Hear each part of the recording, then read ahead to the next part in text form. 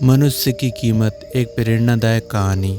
लोहे की दुकान में अपने पिता के साथ काम कर रहे एक बालक ने अचानक ही अपने पिता से पूछा, पिताजी, इस दुनिया में मनुष्य की क्या कीमत होती है?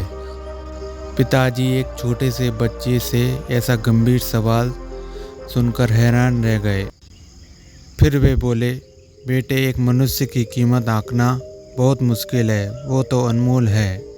बालक, क्या सभी उतना ही कीमती और महत्वपूर्ण है? पिताजी, हाँ बेटे। बालक कुछ समझा नहीं। फिर उसने सवाल किया, तो फिर इस दुनिया में कोई गरीब तो कोई अमीर क्यों? किसी की कम रिस्पेक्ट तो किसी की ज़्यादा क्यों होती है? सवाल सुनकर पिताजी कुछ देर शांत रहे और फिर बालक से स्टोर रूम में पड़ा एक लोहे का रॉड लाने को कहा।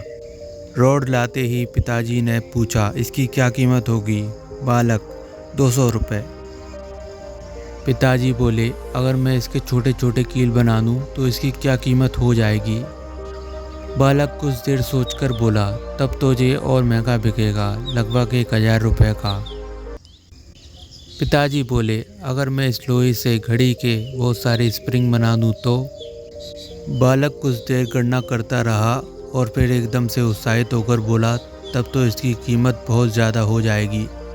फिर पिताजी उसे समझाते हुए बोले, ठीक इसी तरह मनुष्य की कीमत इसमें नहीं है कि अभी वो क्या है, बल्कि इसमें है कि वो अपने आप को क्या बना सकता है।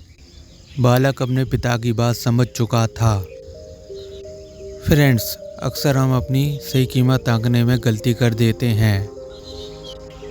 हम अपनी प्रेजेंट स्टेटस को देखकर खुद को वैल्यूलेस समझ लेते हैं, लेकिन हम में हमेशा अता शक्ति होती है।